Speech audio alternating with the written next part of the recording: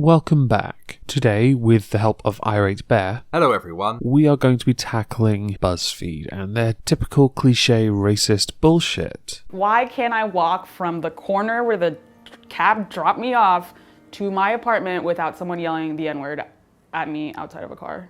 Like, why is that a thing I'm dealing with? Well, I guess that depends on the type of neighborhood you live in. If you live in a very white neighborhood, you're not going to hear that kind of word. The same for Hispanic and Asian. But you are if you live in a predominantly black neighborhood, or with people who adopt a certain culture where the word nigger pops up, gang culture being the most obvious. I also have to be skeptical and critical of your statement before I make a joke out of you living in KKK town, because you didn't say who calls you a nigger. For all we know, it could be another black guy or gal greeting you in the morning. I was 18. I was experimenting with YouTube. The last time I saw you experimenting with YouTube, you were asking white people why they get annoyed when black people are cast to play white roles, as in a character that is already established as white. It's funny how people in your particular political spectrum get so freaked out when a white person is then cast to play someone who is of another race. I was between 7 and 9 years old and I was with my mother. Before the rest of you give your little statements of encountered racism or encountered incidents where racism may apply, and I say may apply because this is where I'm kind of going, a lot of these statements are very vague. You don't go into too much detail, you don't give much information, so all it does is try and appeal to people's humanity, your emotional side. That's not going to work with people who are a bit more, well, dead inside, I guess you'd call it. I'd call it critical thinking. It was when I was at Columbia University. I was in grad school. When I was studying abroad in a small town in Germany.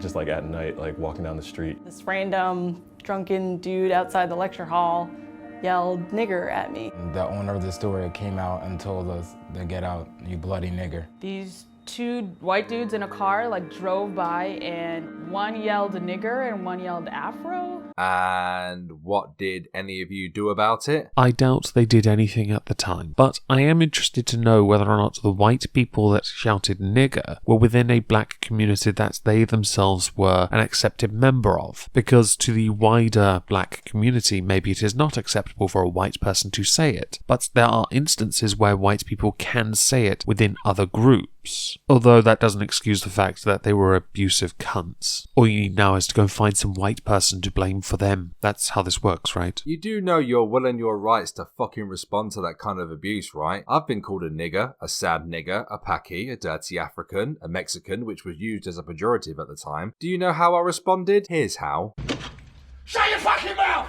No problem, John. Shut the fuck up, you cunt! I was at the cash register and she asked me for proof of ID to prove that I went to Columbia University, and she hadn't asked the other students. That's not a totally uncommon occurrence. I myself have been on the receiving end. And it had nothing to do with my race. It was entirely because I had to attend certain meetings, certain examinations. I had to go to certain areas of campus where an ID was required. I am interested to see whether or not this had anything to do with race, and also just because I'm curious what the race of the person asking you was. I asked her why.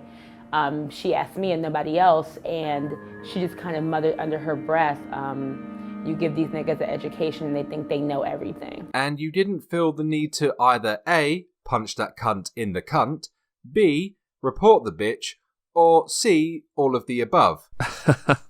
I would love to see this lady do A on the other lady, and I'd love to see a clip of that put in this video as evidence of how she deals with racism if and only if the woman that said nigger was of another race. But for the most part, I would go with B, because it is the proper way to deal with idiots. Shit, if that had been me, I would have grabbed my ID, bent the cunt over and shoved it up her ass and said, "Can you feel the love tonight, you racist shit cunt?" Okay, but seriously, you should have reported the twat to upper management or something. I'm sure they would have dealt with it. On YouTube, the commenters a greasy N-word hanging from a tree. Shit, that's surprisingly tame for YouTube. Yeah, I tend to agree here. I've been in streams being viewed by hundreds of people and the entire chat is full of swastikas. Gas the kikes, nigger this, nigger that. It's astonishing, but equally amusing. It depends how you decide to react to it. In my case, I just don't give a fuck. I really don't. I don't see a reason to.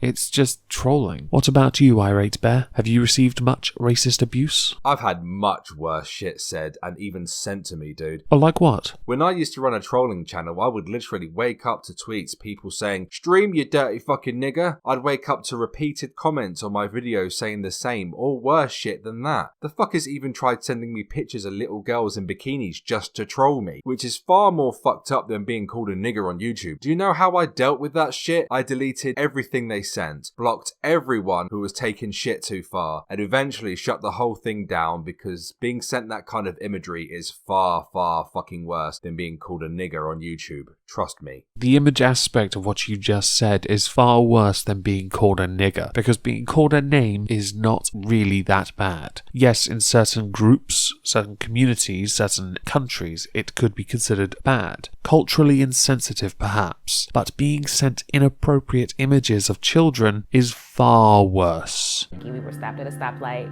and after sitting for a while, there was a very angry knock on her window. I look over to see a scruffy white guy in a trucker hat, not looking very happy. And then he says, "Well, fuck you, nigger," with me in the passenger seat. Now, where's my trucker hat?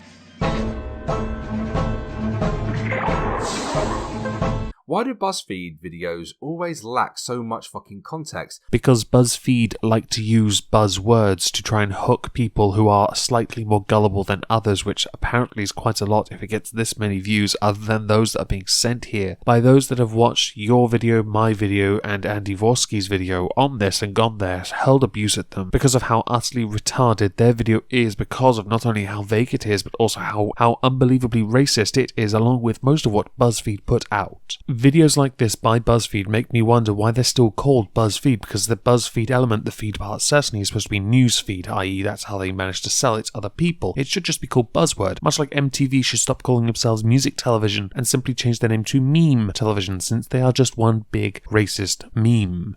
Do people just take everything these fuckers say at face value or what? Based on their current subscriber numbers across all their channels and the views they get on most of their videos, I'm gonna go with yes. I guess you bring it back to like slavery. You're not equal to us, and this is what they called everyone back in the days, and this is what we feel like is right to call you. Seriously? You're gonna compare a few people dropping the N-bomb to actual fucking slavery? Or to be more specific, someone in a shop calling him a nigger. If you want to equate it to slavery, what was the nigger doing in the shop to begin with? Or is that too insensitive? As a side note, I find it fascinating that not only are the answers they give vague, but also incredibly lazy. This guy has an example, someone in a shop calling him a nigger and to get out, or get out nigger. No more information is provided, so it's vague, but he wants to equate it to slavery to bring up slavery because slavery itself is a buzzword in American history. It's lazy. BuzzFeed is supposed to be news and entertainment, or fake news and, well, lol entertainment, I guess, for those who actually have an IQ over 1. I don't understand why you're on a BuzzFeed video complaining about this when you could have beaten the shit out of any cunt who came at you with this racist shit. Even if you don't want to get physical, you can fire back some of the shots I previously mentioned. It was a word that was used purposefully with the intention of like keeping black people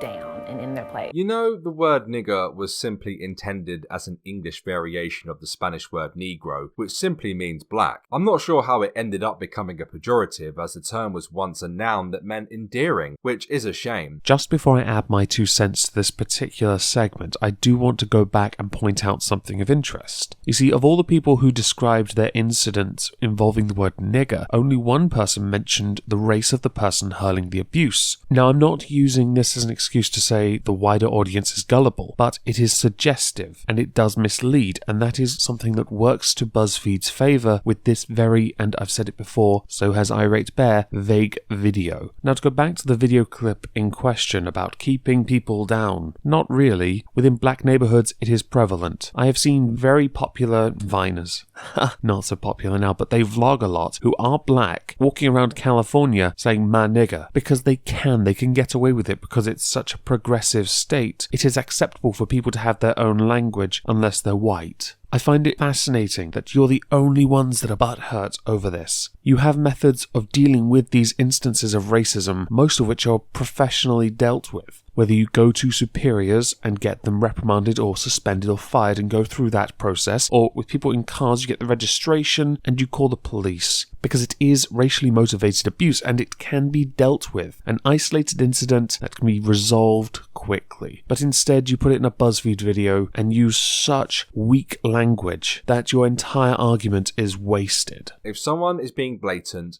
you should deal with it. Whether you report that person to the proper authorities or even handle it yourself is up to you. Well, I think we've reached the end of BuzzFeed's video and, quite frankly, what little patience Irate Bear and I have. So instead, before we finish, I'm going to get something that I should have gotten right at the beginning. Oh, Christina, I'd like my sandwich now. Always gotta make a sandwich. You want a sandwich? Fine, I'll make you a sandwich. I'll make a sandwich. See, what y'all don't know about me is that I'm actually an expert sandwich maker. I've made a few sandwiches in my day, and like what you don't know is how good I am at it. It's good. This is first you put your mayo. Then you put your mustard. You gotta put your spaghetti on there. It's very important. It's very important that you don't forget the spaghetti. And then you put your salt. And then you gotta put your bird.